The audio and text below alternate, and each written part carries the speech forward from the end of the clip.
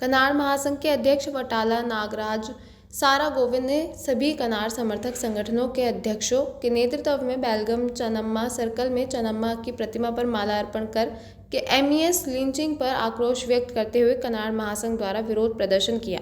सरकार को बेलगम में प्रसिद्धि प्राप्त कर रहे एमईएस और शिवसेना पर तुरंत प्रतिबंध लगाना चाहिए। राज्योत्सव के दौरान मराठियों के लिए काले दिन के जश्न की अनुमति नहीं देनी चाहिए। बस चालक के खिलाफ झूठा मामला दर्ज करने वाले पुलिस अधिकारी को निलंबित किया जाना चाहिए। एमईएस निषेध अधिनियम को बजट सत्र में लागू किया जाना चाहिए था।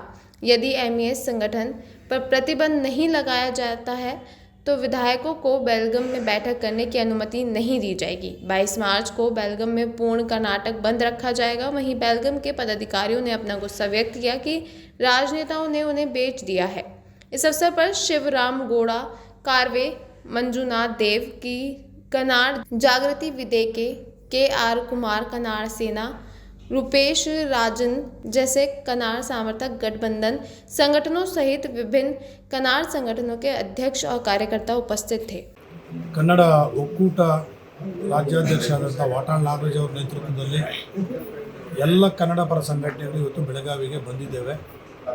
ಇದಕ್ಕೆ ಗೊತ್ತಿರತಕ್ಕಂಥ ವಿಚಾರ ಕೇವಲ ಬಸ್ ಕಂಡಕ್ಟರ್ ಮೇಲೆ ನಡೆದಂಥ ಹಲ್ಲೆ ಅಲ್ಲ, ಅದಕ್ಕಿಂತ ಮಿಗಿಲಾಗಿ ದಶಕಗಳಿಂದ ಎಮ್ಇಎಸ್ನವರು ಮತ್ತು ಶಿವಸೇನೆಯವರು ಕನ್ನಡಿಗರ ಮೇಲೆ ಪದೇ ಪದೇ ದೌರ್ಜನ್ಯ ದಬ್ಬಾಳಿಕೆಗಳನ್ನು ಮಾಡಿ ಕನ್ನಡಿಗರ ಸ್ವಾಭಿಮಾನಕ್ಕೆ ಧಕ್ಕೆ ತರ್ತಕ್ಕಂಥದ್ದು ಮತ್ತು ಕನ್ನಡಿಗರ ಏಕತೆಗೆ ಧಕ್ಕೆ ತರ್ತಕ್ಕಂಥ ಕೆಲಸವನ್ನು ಮಾಡ್ತಾನೆ ಇದ್ದಾರೆ. ಈ ಹಿಂದೆ ಹಲವಾರು ಬಾರಿ ಮಾಡಿದಾಗಲೂ ಕೂಡ ನಾವು ಅವ್ರ ವಿರುದ್ಧ DGP ಅವ್ರಿಗೂ ಮನವಿ ಮಾಡಿದ್ದೇವೆ, ಮುಖ್ಯಮಂತ್ರಿಗಳಿಗೂ ಮನವಿ ಮಾಡಿದ್ದೇವೆ. ಆದರೂ ಕೂಡ ನಮ್ಮ ಒಂದು ಕೂಗಿಗೆ ಬೆಲೆ ಕೊಡದೇ ಇರತಕ್ಕಂಥದ್ದು ಇವತ್ತಿನ ಪ್ರಕರಣಕ್ಕೆ ಕಾರಣ ಆಗಿದೆ ಅಂತೇಳಿ ಅನಿಸುತ್ತೆ. ಹಾಗಾಗಿ ನಾವು ಕೂಡ ಕನ್ನಡ ಜಾಗೃತಿ ವೇದಿಕೆ 32 ವರ್ಷಗಳಿಂದ ನಿರಂತರವಾದ ಕನ್ನಡ ಪರ ಚಳವಳಿಗಳನ್ನು ಮಾಡ್ತಾನೆ ಬಂದಿದ್ದೇವೆ. ಇಲ್ಲೂ ಕೂಡ ಅನೇಕ ಬೆಳಗಾವಿ ನಗರದಲ್ಲೂ ಕೂಡ ಅನೇಕ ಹೋರಾಟಗಳನ್ನು ಮಾಡಿದ್ದೇವೆ.